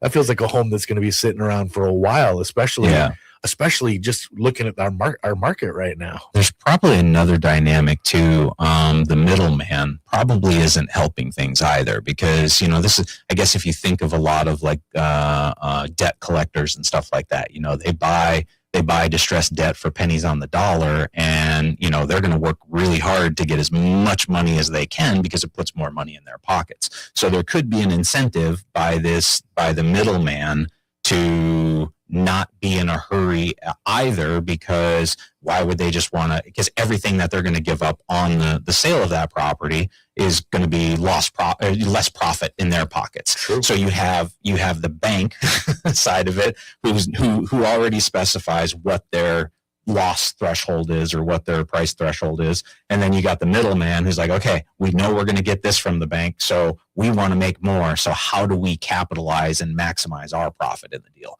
So you're really negotiating against two entities, number one, that do not care about the consumer in any way, shape, or form, and B, they're motivated to make as much money as possible. So it feels like the mentality of the buyer that's like, I want to get a short sale or a foreclosure. And again, they want to spend the least on their home, the purchase of their home as possible. I think that's the mindset of everybody, right? That's why logically, that's why you hire a pros pro to negotiate and get you in the best deal possible. But that marketplace where the short sales were so prevalent and the foreclosures were so prevalent, that's what made them the quote unquote steal, that real advantage. They don't exist to the point where that's now the cheap deal. Right. Because there's not enough in the marketplace. Right. I mean, that's kind of what we're dealing with. The bank's going, take it or leave it. We're not sitting on a ton of distressed homes. We're not in a mode where we have to offload this. Yep. So you really, as a buyer, need to shift your mentality, unfortunately. And that's too bad that didn't work out for them. Yeah, it was a tough couple. It was a rocky couple days, but it's we moved on. So we're pursuing other properties now, which is totally fine. Is that common when you're dealing with a foreclosure that you have to go through an automated system and just get a immediate response, or you dealing with an actual agent? back when we were doing them and it was 4 out of 10 deals were foreclosures or short sales, the banks were much more willing to work with you, but it was this is like 06 through for us 04 for us to me was more like because 06 they were so at the beginning it was a complete mess, more like 08. and they didn't know how to handle it. They were totally overwhelmed. So let's just say from our show from 2012 to 2014, that's when they kind of got their stuff together because they just started creating systems on how to deal with it. So we were really in the thick of it at that point. Yeah, and there's a couple other things that people don't understand. When they say the banks, sometimes it isn't a bank at all, even though it says real estate owned. What it means, whoever had the note that's what Chris has the has the property back. Right. So sometimes it isn't Bank of America or Wells Fargo that owns the loan. Because if they were turned into mortgage-backed securities, the person that owns the loan are people like private investment groups, right? And then they hire servicers, which are the middlemen, to actually go through the foreclosure process. And they hire somebody who said, hey, I don't want to deal with this foreclosure. They haven't made my payment. You deal with it, right? And then they get charged a fee to do that. And so it's a lot of the ones that are done today, though, I don't know if they're mostly bank owned, like actually bank owned, because a lot of the conforming mortgages are sold on the open market. Right. So we don't really know who owns the note. Just like back in the day, it's very hard to tell. But they do have their systems. They feel like they're a lot stronger. So what I wanted to do, I picked out 4 properties right now that I thought we'd go through to see if people got a deal or didn't get a deal compared to what the house was listed for to what it closed at. Okay, in a couple of different areas and different price points. So let's take a look at this. So if we go, I'm going to start for the least expensive. I have 2. I'm doing stuff in Palm Beach County and in Port St. Lucie because I feel like that's a good flavor for all 6 counties in the area. Sure. So in Port St. Lucie, there was a single family home, and they had it on the market for $174,900. It was a 1,600 square foot home under air, so that's a decent sized home. Now this was wood frame, 3-bedroom, 2-bath, and they originally put it on the market for $174,900. Okay, and it was on the market for 94 days before it closed, or before it went under contract. So they started out at $174,900, and then over time they dropped it. Over that 94 days, they dropped it to $159,900. So the person that bought it, the list price was $159,900. So I'm going to do a question to you guys. What do you think it sold for? So it started at $175,000. They dropped it to $160,000. What do you think it closed for? It was a foreclosure? Yeah, we're only talking foreclosures right now. I'm going to say 157. Yeah, right around there. Yeah. 55. I was thinking about 140. Drop it. 152. So there was a $7,000 drop from the original list price. Now, would you mind pulling out the computer? 7 divided by 152. Carry the 1. Yeah, I mean, you guys are too slow. I gotta get my phone. Hold on. Let me do it. I'm good. A lot of ways. hold on. Sorry about that. 7 divided by 152. That is 4.6%. Okay, so they had a 4.6 from list price, the list price that was listed at, to what they actually closed at. What's the regional average right now for homes? About 94% of the list price. Oh, it's gone down a So little bit. this is, yeah, and some areas it's 91% now, Johnny. But you just figure 94%. We're closer to like 97, 98%, aren't we? Oh, yeah, much higher than that. I just saw one for 103. Come on. 103%. You gotta love That's it. why we say you go to people that are great at what they do. Exactly. Yeah. So Or you can make money on the table. 4.6 is right in like a regular sale. That's not different than a regular Is sale. that a deal? Not a stellar deal. It's a deal. Still a deal. Right. It's still a deal, but yeah. And compared to what they listed originally, right? 174. So that right. But they didn't even get any action until they dropped it to the right price. You're going to see a trend here, right? Johnny picked it up right away. He smelt it right away. So now we're going to do a condo. That was a single family home in Port St. Lucie. Now we're going to look at a condo that was about the same price in Delray. Okay. So this condo in Delray, they originally started out at 250. Okay. They were on the market 332 days. Oh. Okay. And the final list price before it went under contract was $182,250. So that was a $70,000 drop from the original list price. But what did it close at 182,250? What did it close at? 178. 130. 75. I'll say 180. This one, there was a little bit of a deal. They got 160 at a 182, so that's a $22,000 drop. So you do 22 divided by 182, 12%. So that was a significant drop, and that's not from the original list price. That's from the list price when they dropped it all the way down. Right, well, the one where they actually started to get a little. Right. That was also almost a full year on market It was a too. full So year. you're probably getting a little more motivated. Yes, and it also was a condo, and I think the condos are going to be way worse off. The condos, and it's so funny with these foreclosure agents because they're being told by the servicer what to do. The foreclosure agents, usually the agents listing the foreclosures, they're just widgets usually. And they're just being told by the servicer exactly what to do and how to handle the property and everything. There's not a lot involved. And then they actually have to kind of fight with the servicer sometimes saying, hey, you're way off. I could imagine if this 250 was on the market 332 days. I don't know why this agent would want this property. Oh, they got to carry it during that time. Yeah. Usually they have to pay the carry costs. Oh. They got to pay the electricity bill. To keep the electric on and stuff like that. If you got a pool home, you're the one that's covering the pool and dealing with that and cutting the lawn, and you're paying for all that. Well, and then the bank will pay you back when it Christmas closes. scenario, they're like, just turn it off. Yeah, exactly. Yeah, we don't need power. But anyway, so that was a pretty big drop, but that was a condo. Now let's look at another home, a little bit higher priced in Port St. Lucie. The house was originally listed for $249. It sold in 16 days. Okay, it was originally listed at $249, and they didn't change the price. And listen to this one, $249,971. That's how they priced it, right? That tells me a computer came up with that number, like an AI thing or something, or an algorithm for it, or somebody just feels like they're lucky in the bank department. But $249,971. What do you think this one sold for? $250 basically. So what do you think it sold for? In 16 days. 16 days. That fast? I gotta say it's about 248, 247. Yeah, it feels like one that kind of is like one of these systems that Chris It's was within talking that about. couple Yeah, percent. so it's got to be right in that zone. So yeah, 240. 240, 273. Yeah, 245. Somewhere right down there. You should be on Price the Right, Rossi, but you would have lost on this one. 260. So it was on the market for 249, and it went up 11 grand.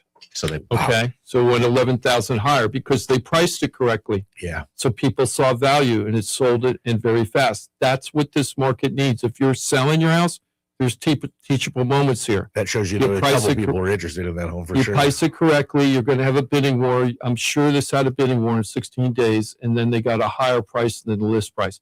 Or you could be the moron, like the bank that was selling the condo, had it at 250, it closes at 160, and it took them a whole year to figure out, hey, I think we're overpriced. Yep. You know what I mean? And go through all that pain for a year. Carrying that house for a year for no reason. Now, here's another one, Lake Worth. This property, which was originally listed at $494, it was on the market for 139 days. So what do you think it closed for? It went from $494, and they dropped it 60 grand to $434 before it went under contract. But once they set it for $434, what did it close at? bet it closed quickly around 440. Yeah, so I was going to say the same. So all prices right. 440? 439. Yep. I was 440. Yeah. 439, ding, ding, ding, 439 flat, which is actually $5 grand above the list price. Priced right. So once they set the price right, it took them 139 days to figure out the right price. Thank you, bank. And they're banks, right? They're friggin' banks that appraise houses all day long, and they can't set their own price right. It's kind of like when Zillow and Redfin got into the real estate market to buy houses and they lost all that money. Yeah. It's like, you're freaking Zillow. How could you be wrong about this, right? But they didn't. So wrong. Not just a little wrong either. How could it be so wrong? It was so wrong. They lost, some of them lost over $1 billion. Remember that? Brutal. So anyway, what the teachable moment is here is that sometimes you can get a deal. The condos, the banks are more likely to work with you. I think on the condos, that's my opinion. Check this out. The lowest foreclosure sold in the last year, $155, and it just closed. It just closed March 12th of this year. I might have picked that up for $155. 150. I thought it was a mistake. I just looked at it as totally legit. 130. It was on the market for 132 days. They started out at 162.5. Wow. And they sold it for $155,000. And the unit looks good. The unit looks really, really good. So what that tells me, older community. I know this community. This building is ancient. It's right in front of Lake Osborne. You ever drive? Pretty sure it's Malaluca. If you go on 6th Avenue South and you go east off the 95, west off the 95 exit and Lake Osborne, if you're looking on the right-hand side, there's a bunch of old condos right before you get to Lake Osborne. I think that's where this building is. That building's ancient. I'm sure they're going to have major, they still got Java's windows there. I think it's major structural integrity or reserve issues that they have high assessments.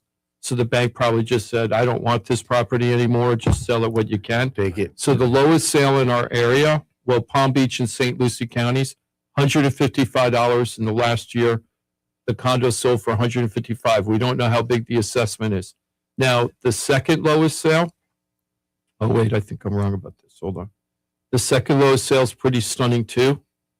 Hold on here. Remember, FloridaTalkRealEstate.com. If you need a team of pros, experts in their field, FloridaTalkRealEstate.com. Oh, the second lowest sale is still pretty surprising. It's in Boynton Beach. It's a condo. It is a 2-2. It's a pretty big condo, almost 1,500 under air. They started out at 14,900. It took them 100 days to sell. Even at 14,900, this house took 100 days to sell, 100 flat. What did it sell for? They were asking 14.9. 100 days, 10 grand. 12. 4,000. Wow. So that's the second lowest, and they started out at 14.9. They took a little haircut. Yeah, so they took a 60% drop on 14,000. You could buy. Can you even buy a cheap car for $4,000? I know you can. I'm joking, Yeah, but can. yeah, I know. I'm just saying. But anyway, that was. And can you believe it was a cash deal? Huh. It was cash, baby. I got $4,000 cash. Give me the house. I'm sure this has. I'm sure this. Oh yeah, here it says it's a mandatory one-time membership fee of $105,000. Yeah. You got to pay $1,000 capital contribution, and the bank's charging you $2,000 for a processing fee. That's the other thing that's happening with these foreclosures. They're taking all their costs or a lot of their costs and throwing it on the back of the buyer. Huh. So they're saying, hey, you're going to pay us, not only you're going to pay the price for the house, but you're going to do that, but you're going to give us a $2,000 processing fee, or we're going to want a $1,000 processing fee. And they're non-negotiable, right? If you want this property, they act like it's non-negotiable. If they're weak, it becomes negotiable. Right. But, banks are designed, usually, I gave you a couple like really cheap ones to show you that they're there, but there were like two. But there's 895 sales, and we just looked at 4 of them, and some sold significantly higher, and some sold significantly lower. So it just depends on what the bank's business model and what their situation is. And when I say the bank, I mean the lender. I should call it the lender. Whoever the owner of the note is. They kind of decide what they're going to do. Now, Chris had a good perspective he talked to me about, which jog my memory from when I was doing short sales and bank foreclosures, about how the bank writes off the debt. Could you just go about that a little bit? Yeah, so I think on a quarterly basis, financial accounting practices, companies have losses and gains, all throughout the year. So your accountants or the accountants or CFO for the company ultimately will make a decision whether they're if they're having a good quarter of strong earnings, they might decide to write off some of the bad debt that they have because it's, hey, this is a good time. We got a little extra earnings this quarter. Let's get rid of this. Let's write off this debt over here. So it's no longer on our balance sheets. And then what happens is they still have the asset. They still own the asset, but they've taken care of the loss associated to the asset on the balance sheet. So now fast forward 6-12 months later, it's like, oh, hey, if we get X number of dollars for this asset over here, that gives us, 2 cents per share earning or whatever it is, right? So they will pivot from writing it off as a loss and then turning it around into how can we make more earnings on this asset that we just have sitting there. So their motivation changes from just getting rid of the asset to now I want to monetize this asset because it'll help me make my financials look stronger. It makes perfect sense. It really does. Yeah. And their banks, timing's everything for them. Right. Right? And their banks, they want to make money, right? So they're not just screaming in the night because they have a foreclosure on their books. That's part of the business of being a bank and lends money on loans.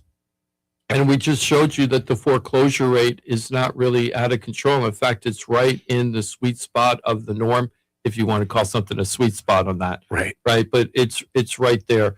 So don't think that just because you're trying to get a deal that the banks are just going to take get creamed on it and they're going to walk away. They're banks. They usually will have an idea of what's going on in the neighborhood. Although when they price it, they're doing the same thing a lot of unrealistic sellers do. Let's ask $250. Okay, we'll take $139. Right? It's like, come on, what the hell? You shouldn't be doing that. Let's go ahead and switch over to affordable housing. I think this is kind of interesting. When I saw this chart, I'm looking at a chart from Visual Capitalist. And what they did is they mapped where the housing takes the biggest share of your income. Okay. Now, I'm pretty sure that this means. Is this home ownership? Yes, I'm trying to see if it's actually home ownership or just housing. Because I was reading, again, about Florida and the rental market, how we're number one or the worst, depending on how you look at it. And they said it's now 39% of your income reps up the Florida rental market. Yeah, that would probably be about right for the rental market because we've been saying for years now that they call Miami the worst rental market in the country, not New York, right? Because you think of how high New York rates are. Per capita, Miami is. But when they say Miami, a lot of times people don't understand this. They mean the Miami metropolitan area, right, which is Miami, Broward, Dade.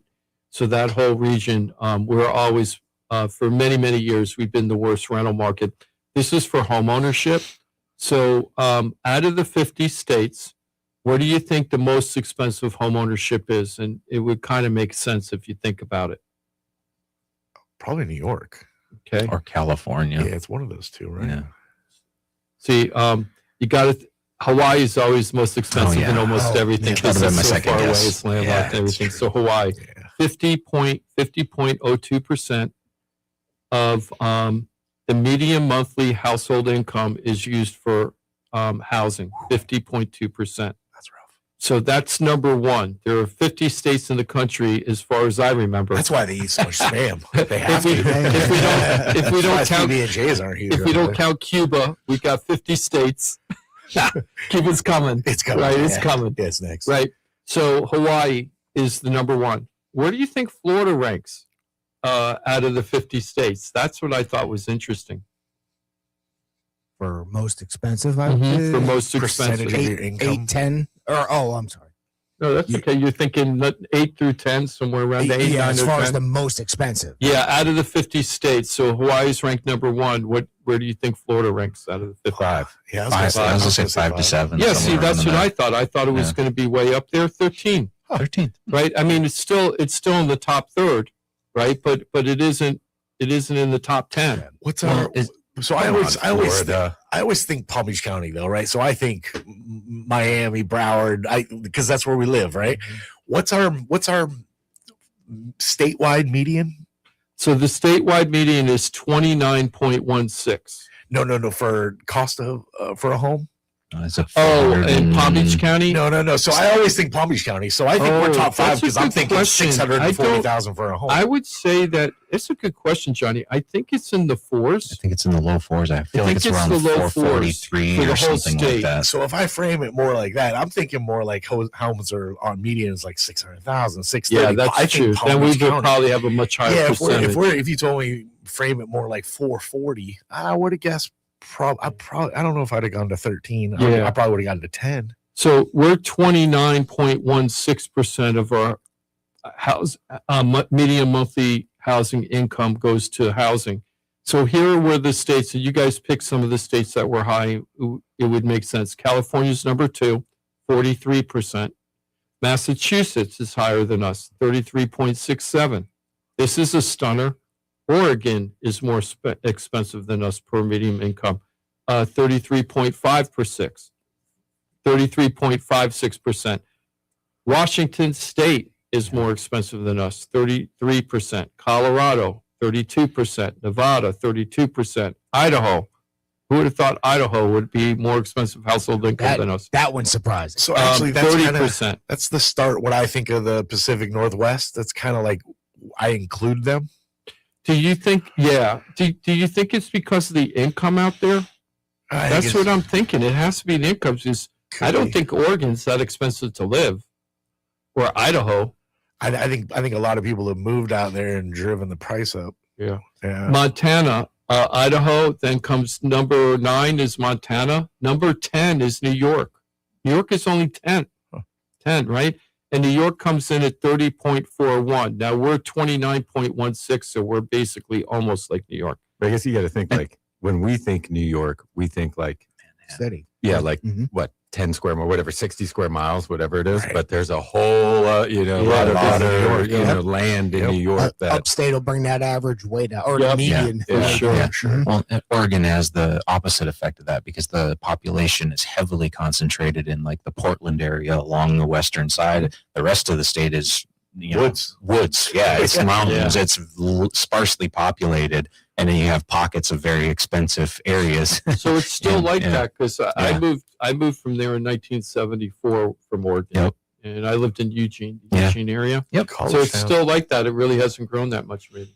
I mean, it's grown, but the little pockets have gotten bigger, and as they've gotten bigger, they've gotten more expensive. At least that's what it was when I lived out in that area. Sure. Yeah. So the states that are relatively affordable: Iowa, West Virginia, Kansas, they have the lowest amount. So let's look at that. Iowa, about 17% of your income. That's great. Which is well within the affordability zone because they usually the old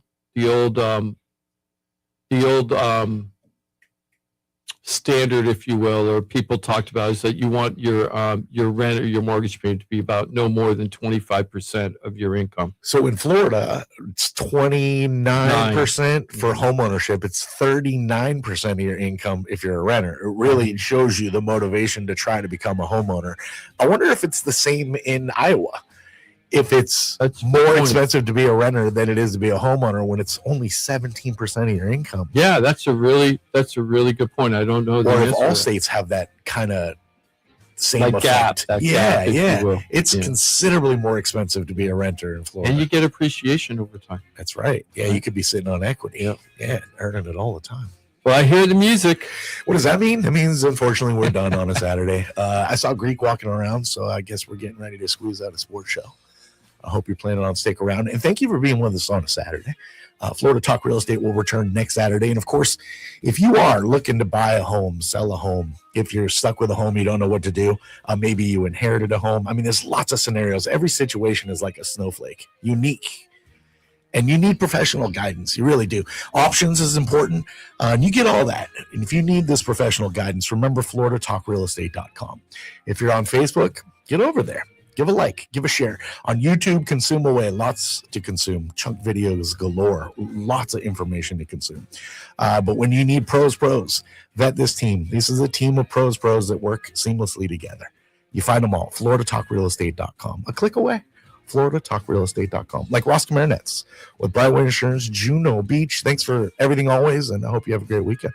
Thank you. I hope you do the same. And let's try to help Ross and his team meet their goal of saving you a ton of money. Yes. Right. Have you shopped your policies lately? I don't care which one it is. Shop them. It's simple. What are you doing? I'm You know, getting it's the alien free. insurance. You don't like saving money? It's free. Oh, yeah, it ain't going to cost you anything. Nope. I'm adding the alien insurance on my policy. Me too. Chris Peterson, the Pivot Cog, the Florida Home Pros team. Thanks for being with us on a Saturday. Glad to be here, guys. Have a great weekend. And Jimmy D, there's Jim DePola, the leader of not only our show, but the Florida Home Pros team, Keller Williams Divisions. Have a great weekend. Happy South Florida, everybody. Oh, we got it in. FloridaTalkRealEstate.com. FloridaTalkRealEstate.com. FloridaTalkRealEstate.com. We'll see you next Saturday. Jimothy, have an awesome weekend. You as well. Have a great weekend, guys. Appreciate all your efforts. Thanks for being with us. We'll do it again next Saturday. Have a great weekend. Stick around. Locker Room's next, right here on Real Radio.